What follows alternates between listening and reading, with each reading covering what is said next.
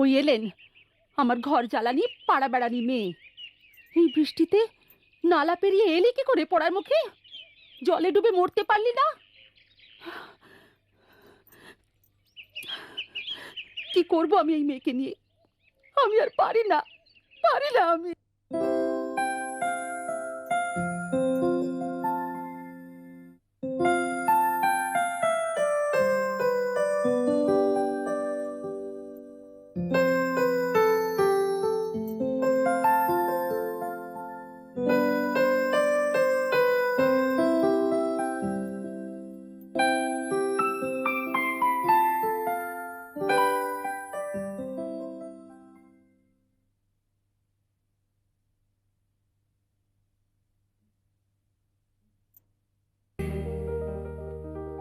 ওহ, ও দাদা, তুমি আর অমত করো না দাদা। এই নাও বাবা বিপদ, খাও। দাদা, আমার সৌদুর জন্য এমন রাজ্যটক পাত্র আর পাওয়া যাবে না দাদা। দাদা আমার কথা শোনো দাদা, লক্ষ্মী দাদা আমার। ও বাবা বিপদ, একটু বুঝিয়ে বলো না। কর্তা, দিদিমণির বয়সটা একটু বেশি। না না না না না, বেশি হলেও দেখতে একেবারে সোনার কৃত্রিম। ঠিক ওই পাত্রেরও একটু বয়সটা বেশি, তবে দেখতে শুনতে একেবারে কেষ্ট ঠাকুর। যেমন চেহারা তেমনি ধর্মজ্ঞান। আরে রাখো তোমার ধম্ম, ধম্ম ধুয়ে কি জল খাবে নাকি? আসল কাজের কথাটা বলো। পাত্তর চিতর গ্রাম নিবাসী ঈশ্বর রাধা বিনোদ মুখুজ্জের বড় ছেলে ঘনশ্যাম। বাবা নেই, সৎ মা আছে। সৎ ভাই একটা প্রাইভেট কোম্পানিতে চাকরি করে, সে ওখানকার কেরানি। তার বউ আছে, বাচ্চা আছে, ঘরে দুটো গরু আছে, ঘরে রাধা মাধবের মন্দির আছে, আর একজন বাল্য বিধবা বোন আছে। কর্তা, কি নেই সংসারে? যেটা নেই সেটা শুধু একজন বড় বউ।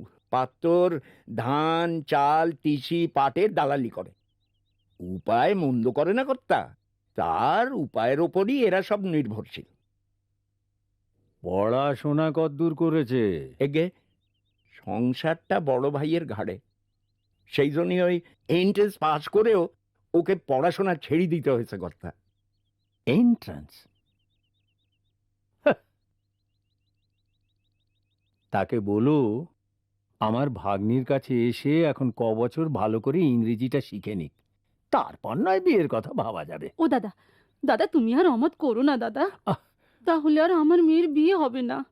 দেখো পাত্রটি খুব ভালো গো, দাবি দাওয়া কিছু নেই, দিতে থুতে কিছু হবে না।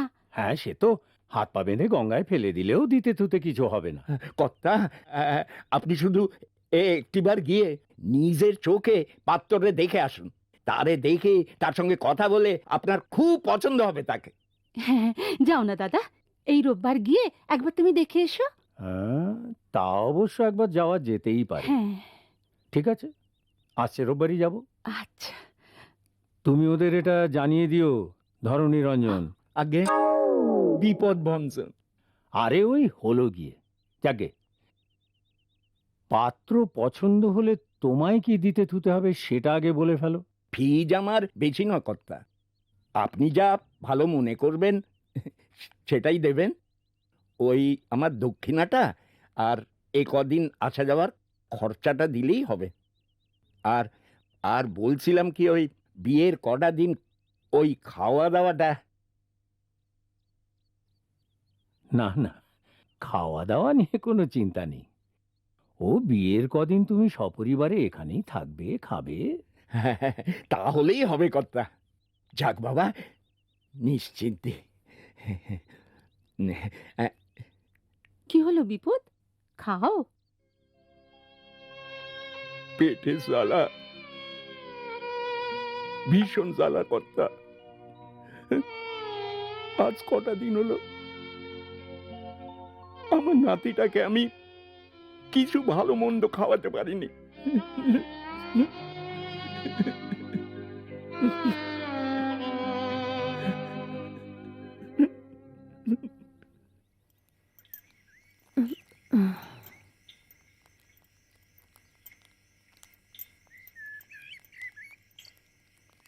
আমায় ছেড়ে সত্যি চললে মিনি? কোথায়? চিতর।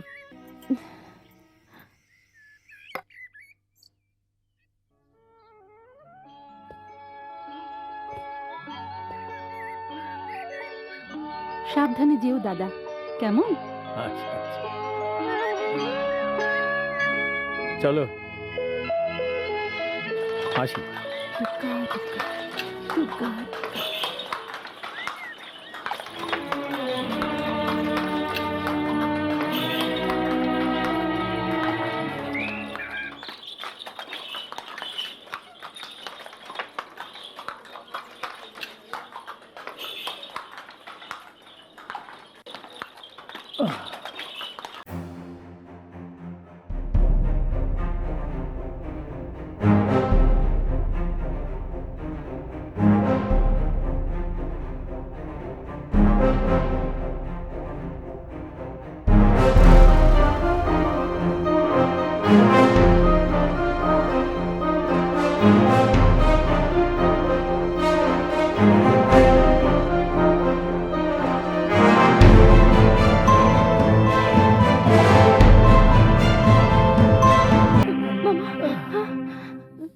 দেবানাথ বাবু, বেশি নড়াচড়া করবেন না, হ্যাঁ?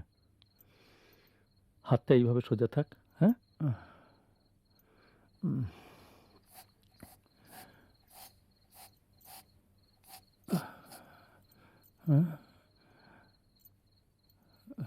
একটু ওপরের দিকে তাকান।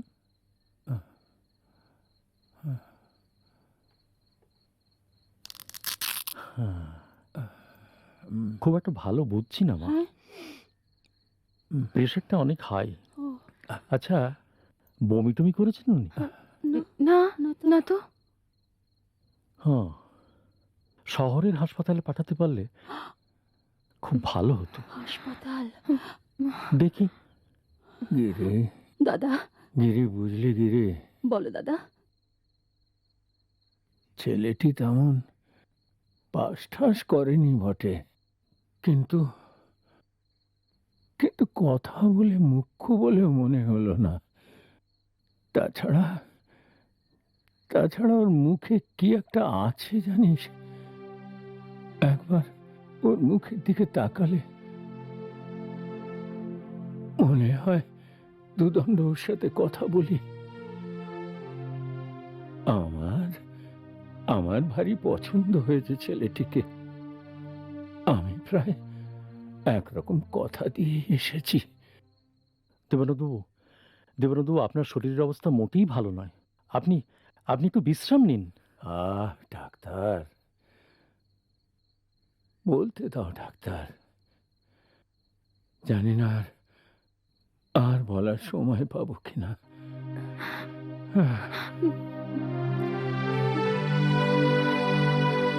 বুঝলি গিরে,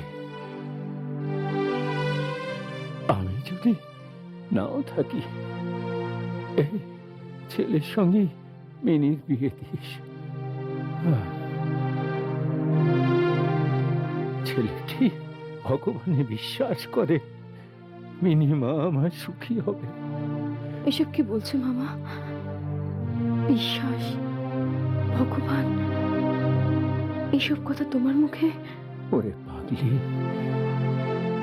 মাতাল যখন বিপদে পড়ে তখন কিন্তু সে তার মাতাল বন্ধুকে বিশ্বাস করে না, বিশ্বাস করে তাকে যে যে মদ খায় না। দেবানন্দ বাবু,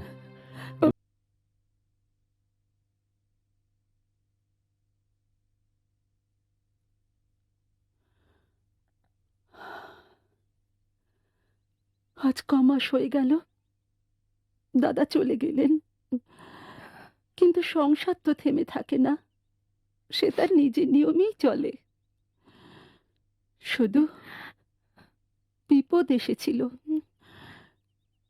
চিতরের ওরা আর দেরি করতে চাইছেন না রে। সামনের মাসেই দিন ঠিক করতে চাইছেন। শুধু শুধু শোন, শুধু আমার কথা শোন মা।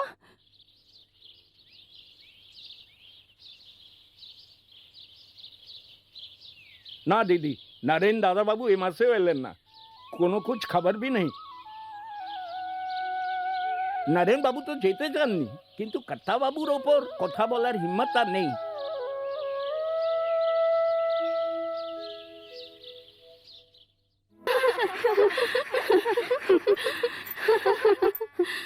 বাহ, দিদিকে তো ভীষণ সুন্দর লাগছে আজকে। এই শুনলাম নাকি তোর বর গোসাই মানুষ, আবার মাছ মাংস সব খায়। তো সব খায়। মিনি পিসি আজ তোর বিয়ে? দুধ বোকা, তুই কিচ্ছু বুঝিস না। দেখছিস না মিনি পিসি বউ সেজেছে? বাবা কি পাকা। হ্যাঁ রে, হয়েছে কি রে তোদের হলো? তাড়াতাড়ি হাত চালা, বর যে আসার সময় হয়ে গেল। এই তো আর একটুখানি বৌদি, আর বেশি দেরি নেই। বেশি দেরি করিস না। এই বাচ্চারা, চল চল সেজে গুজে নেগে যা।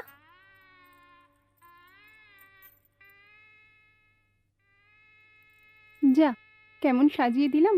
আশিত একবার দেখগে যা। বর তো একবার দেখলেই আর তার উপরে আবার 2 বাচ্চার মা। তবু তোমার মেজোজাত তো, তাই তোমাকে দিদি বলেই ডাকবো, কেমন?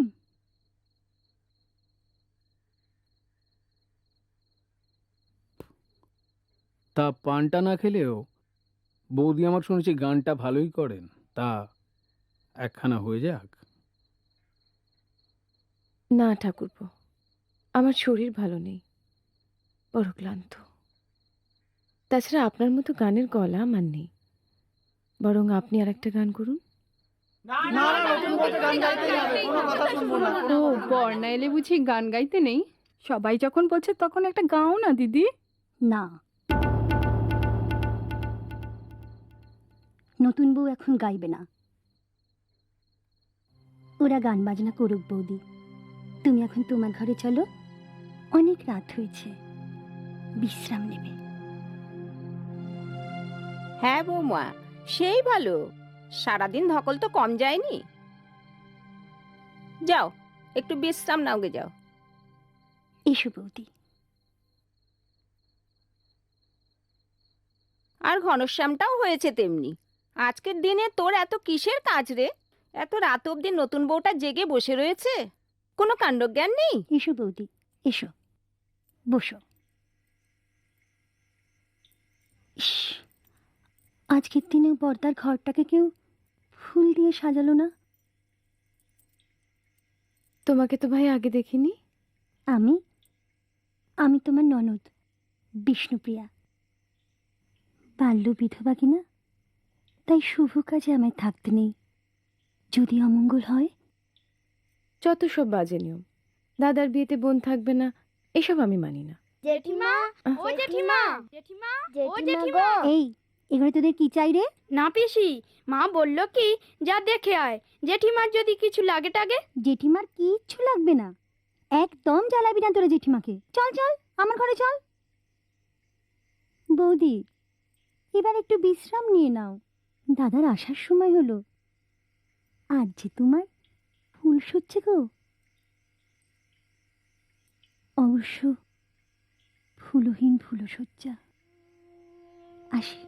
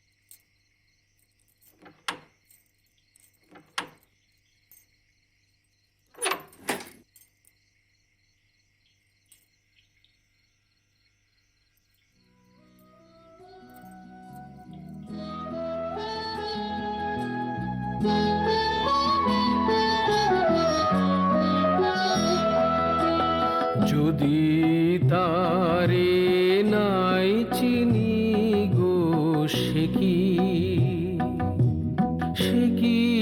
আমায় নেবে চিনে এ নব ফাল্গুনের দিনে জানি নে যদি তারে নাই চিনি গো সে কি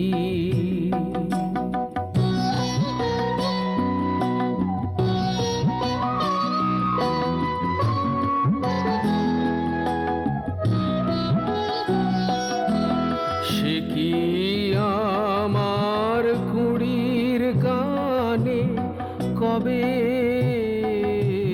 সে কি আমার কুড়ির গানে কবে কথা সৌদামণি মাটিতে শুয়ে কেন?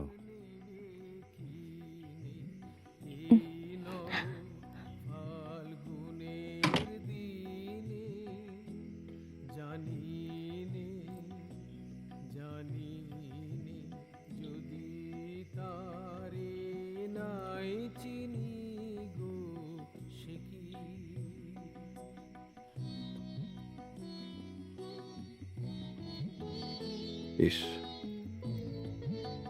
অনেক রাত হয়ে গেল। কাজের এত চাপ,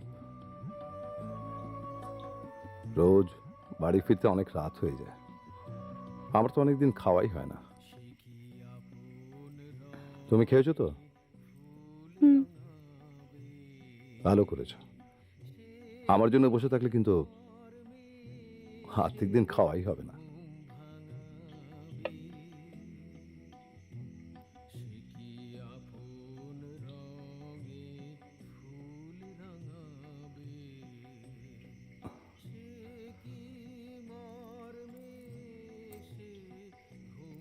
সৌদামিনী, মাটিতে না শুয়ে খাটে শুলে কি তোমার অসুবিধা হয়?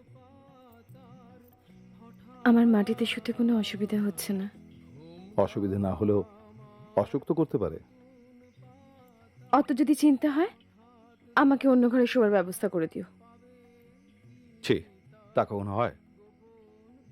লোকে নানা কথা বলবে না? সে যাদের বলার তারা এমনিতেও বলবে। ওসব আমি গ্রাহ্য করি না।